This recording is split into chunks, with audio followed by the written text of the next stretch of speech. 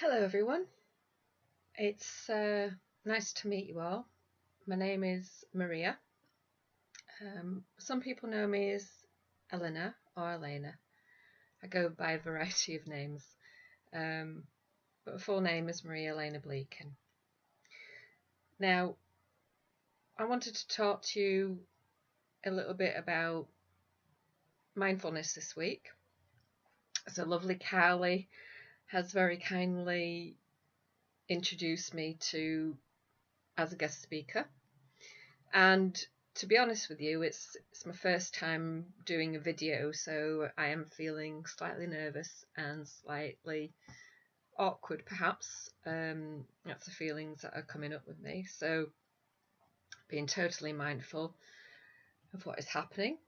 So bear with me, and hope that you will enjoy this. So mindfulness is something that's really come to the fore recently.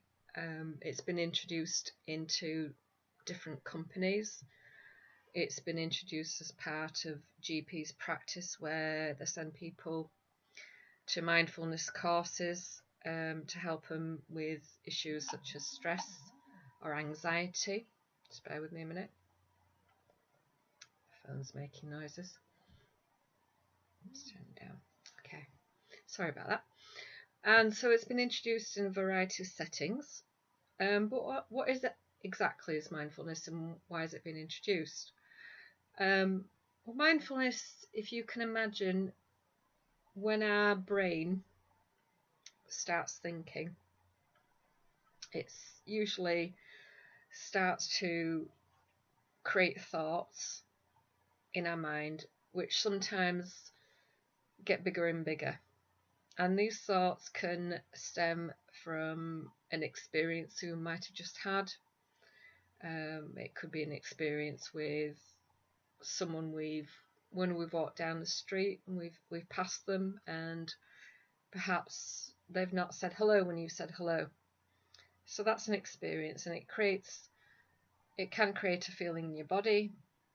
It can possibly make you start to think, oh, this person doesn't like me. Perhaps you might feel that it's about you, that you're not good enough to talk to, or it could be create a reaction that you become angry at them because they didn't say hello or didn't acknowledge you.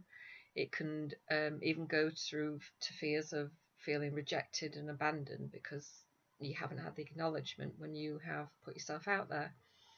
Whatever the feeling, it creates in that present state. So mindfulness helps you to identify the feeling that's happening in your body, become aware of it, and give yourself the time and the space to just be with that feeling, whatever it is. And it's not about rejecting the negative, or what we perceive as the negative feelings, like anger and sadness and loneliness and anxiety and fear. It's not about rejecting those things. It's about accepting whatever comes up and loving whatever comes up. So this is what mindfulness allows us to do. And the first step I would normally give in practicing mindfulness is your breathing. It's something we take for granted. It's something that we do every day without even thinking about it. Sometimes we might become aware of it if we're undertaking a bit of exercise and our heart rate starts getting a bit faster and we finally can't breathe, or perhaps when we're sleeping we turn over, we feel that we can't breathe, or examples like that. But generally when we breathe, we tend to shallow breathe. So the first little exercise you can try out is your breathing. And it's very simple. All you have to do is breathe in through your nose, but as you're breathing in through your nose, imagine your diaphragm, which is the bit underneath your chest, your diaphragm where your ribs are. Imagine that getting bigger. So as you're breathing in, your chest is expanding. And if it helps, you can put your hands just underneath there and just show you there. just underneath there, and just breathe in and out. Okay, see my chest there. So breathing in through your nose, hold it a few seconds, and out through your mouth.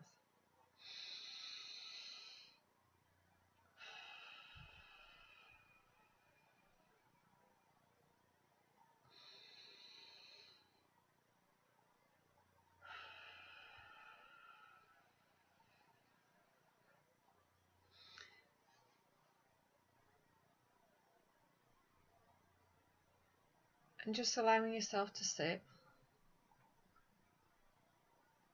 and just feel. Feel what's happening now. What sensations come into mind? For me, I feel quite calm.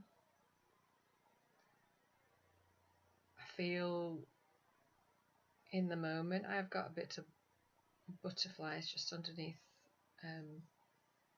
so I call my solar plexus area, which is just above my tummy, above my belly button. But noticing whatever comes up as coming up, and just being with that feeling. So just accepting it. So that would be one thing, the first thing I would try. Just to become mindful, to become aware. And if you wish, you can get a piece of pen and paper or journal or something to write in, and just write down the little things that have come up. Whatever comes up. It could be a thought you're thinking you might have to pick up your daughter at a certain time. It could be you need to get on with a piece of work to complete, and perhaps you're giving yourself a hard time about it. Or it could be something good. Perhaps you've completed an exercise class you didn't think you could do and you feel quite proud of it. To thoughts that could be I feel amazing, or I feel tired, or I feel not good enough, or I'm rubbish, or whatever. Or it can be any sort of feeling, anything that comes up.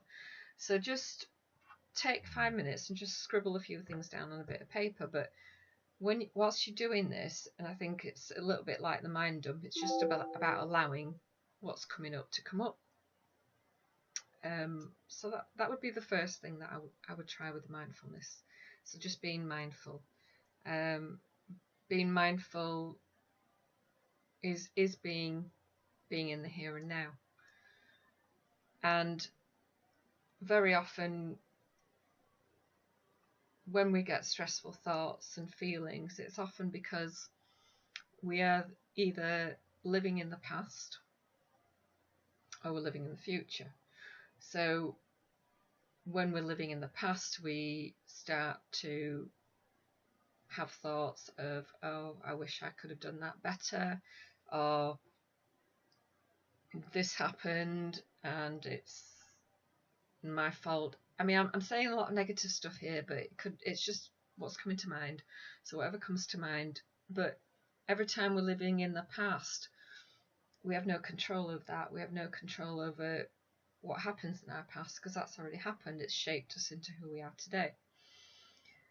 And equally, our future we have no control over. So the only thing that we can control is what's in this present moment, and we have complete control over that. We can't control what others do, but we can control what we do. I'm not saying that you've got to be in control of everything. It's about allowing what comes up to come to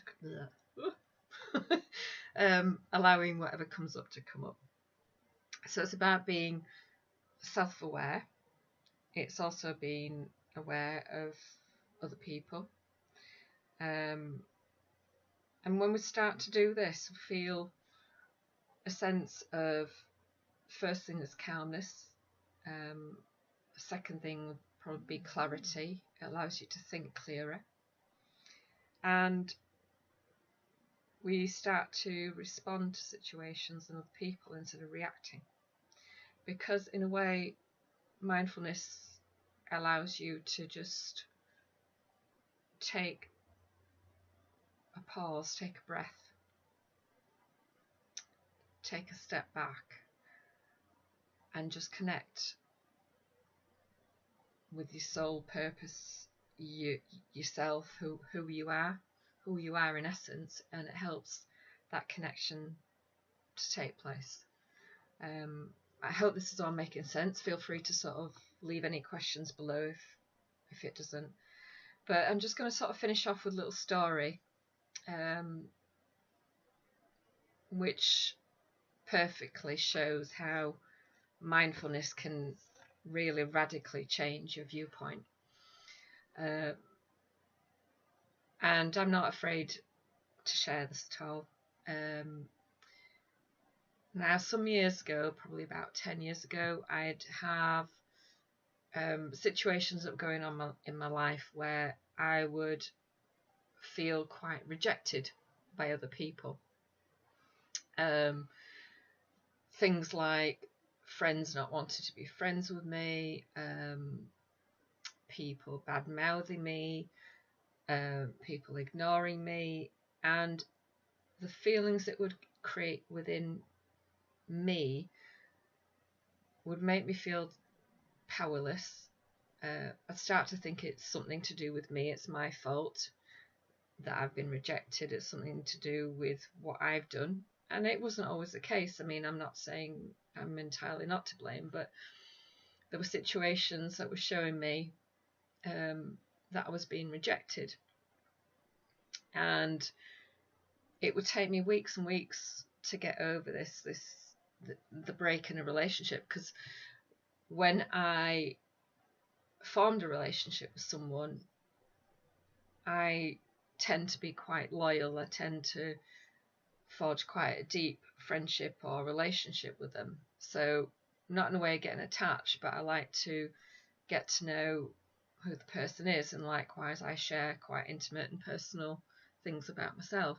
So when I experience what you call the break in the relationship, it affected me quite badly, and I felt abandoned, I felt lonely, I felt it was all my fault, didn't feel good enough, and all these things I found really hard to deal with.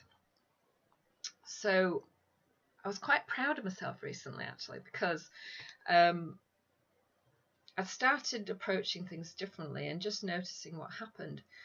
And over the course of one day, I had had 3 separate experiences of feeling rejected, and this is only quite recently, this last week.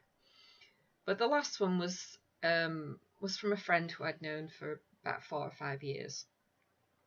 And the background was that I was friends with her fiance, and every now and again we'd chat over Facebook, the dreaded Facebook. We'd chat over Facebook just as friends, just he'd sort of message me and say, how's it going, buddy? And I'd sort of say, oh yeah, it's going fine. Or if I had some few like relationship issues or whatever, I'd sort of discuss it with him, and just sort of a bit of chit chat and just catching up with each other. Nothing more than that. Always been friends, and I've been friends with her as well. And quite recently, there was a bit of discord, and he shared with me how they'd been having some problems between them, and she was talking to someone else, and she was getting jealous of him talking to his other friend he'd known for 20 years. And anyway, there was a bit of discord between them anyway. And I just basically said, if you want to talk, I'm here. Nothing more to it. And then what happened the other day was I got a message from her saying that I should be ashamed of myself, that I was free to see this guy of hers now, because she was now single, and that if I ever talked to her again, she would name and shame me. Now, previously I would have reacted quite badly to this, but I'm just going to share what I did. First of all, I thought, I need to respond to this, but I'm going to give myself a bit of time to feel how I'm feeling. And I felt quite angry to start with, because I was being accused of something I didn't do, and she was making assumptions about me which weren't true. I also felt her pain, because I know she was coming from a place of hurt. So I responded by, sending her a message saying, we were just friends and I could feel her pain. And again, pushed me back, saying she didn't want it and don't speak to her anymore. Anyway, it was coming back, pushing me away from her essentially. And at the end of it, I decided, well, I don't really need the drama, and I told her that, and I thought, well, what can I do about this? So the best decision I came up with was to just, block her as a friend and just leave it at that, because obviously there was nothing that I was going to say that was going to change it. But then I thought, I'm left with this feeling of being angry. I had spoken my mind, which sort of helped a little bit, and I felt angry, and there was a bit of rejection coming up as well. I felt a bit pushed away, and in my eyes it wasn't necessary. So what I started doing was I started honouring that, and I started saying things like, I'm really good at being rejected. I'm really good at, I've got the Olympic gold medal in being rejected, and I'm so fantastic at doing this. I'm an absolute star and I'm an expert in doing this. And it was funny because I was accepting whatever was coming up. I was accepting the rejection. And it actually brought a smile to my face. And then the next moment I realised that she was mirroring what I was doing to myself. And it wasn't she was rejecting me. It was actually I was rejecting myself. I'd been rejecting myself for so long and not honouring who I was. And in sharing this, you can have any number of friends and family saying what a brilliant person you are, but until you actually feel it in yourself, it's so powerful. Because anyone can say anything, and sometimes you think, oh no, I don't believe you. But when you feel it for yourself, it's just so incredibly powerful. And I just feel so grateful to have learnt that lesson that she's taught me. So from every sort of negative experience that you might have, it's teaching you, it's mirroring. Every person is mirroring